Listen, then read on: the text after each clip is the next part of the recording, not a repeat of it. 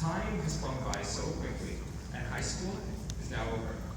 For many, this has been a journey of individual growth and learning to live with others, and our mosaic of religions and ethnic cultures has offered an experience that can only be paralleled by the world. One of the greatest things about high school is that we came together as strangers to change one another. As we go on our separate ways, we're holding new hands and possibly new values, setting aside those that just don't work with us anymore. Now I know that all of us must have learned something about what we call life to the people we've met and hopefully spoken with during our high school years. I would like to expand on this by describing two realities that each of us face. I coined them as the principles of human interaction. Let's investigate this, starting with the question. Walking into your first homeroom in grade 9, did you ever take a second to think about the people you could meet? What would they be like? To what I remember, I didn't think about this, but I realized that any effort to do so would have most likely failed. This is because it is impossible for us to imagine the nature of individuals, especially about those whom we know nothing, in a setting where we have so many different paths to pursue. And so, I feel that one of the most amazing things in life is that we could never anticipate the type of people we would meet. Our inability to imagine the character or personality of those who will come into our lives gives us all the reason and all the beauty to meeting someone and getting to know them for the simple fact that they are beyond us. And so, the first principle of human interaction is that of unpredictable encounters. Now, I want you to ask yourself, amongst the people you've met, for how many do you sincerely care? And do you ever think that they've ever become significant? To be honest, coming into high school, I never expected anything of my teachers, except the possibility that they could be a bit frightening. But the reality is that in my 4 years here, my teachers have become important in my life. I've talked to some of them as I would to my friends, and long to stay in contact even after I leave McGivney. I, like every one of you, was not able to predict the character of any of my teachers, the type of person they would be to me. And beyond this, I doubt that anyone could have anticipated how important their teachers, or really any individual, has become in their life. And so, the second principle of human interaction is that of unpredictable importance. Some of the people who have become important to me are my friends.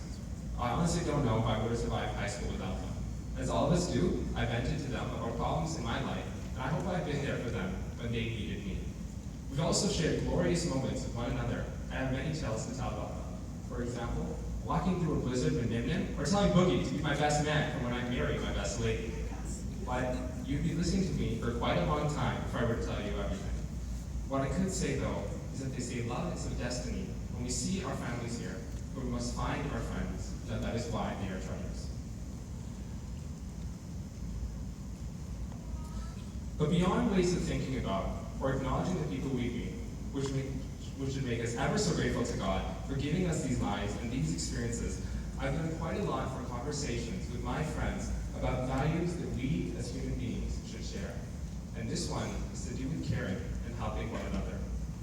I'll tell you a story about two best friends at our school, Isaac and Sarah.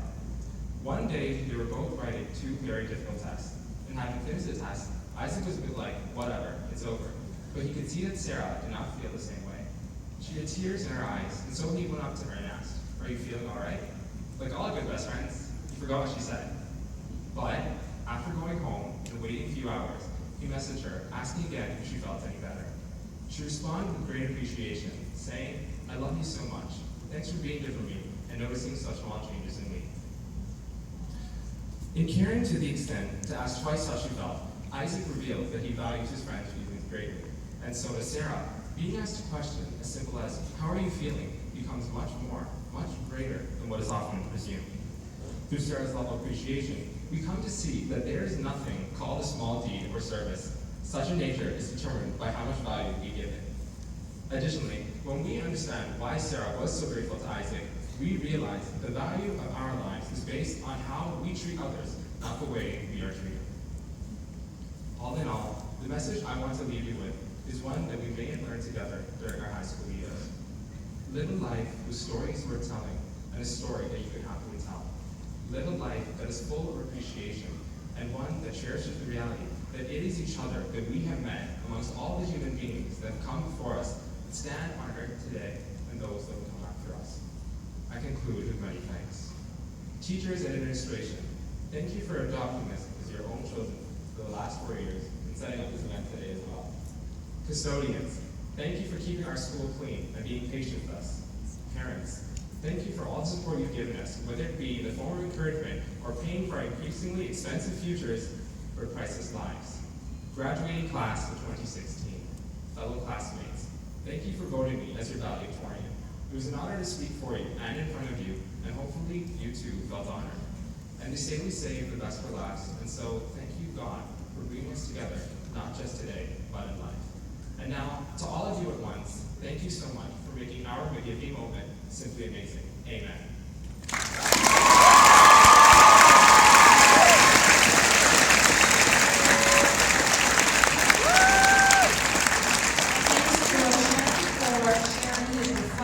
About the stories of the class of 2016.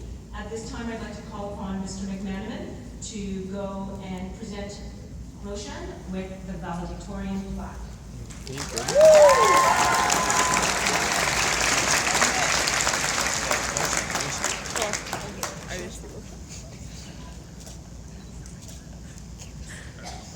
Let's give it up for Roshan for a wonderful speech.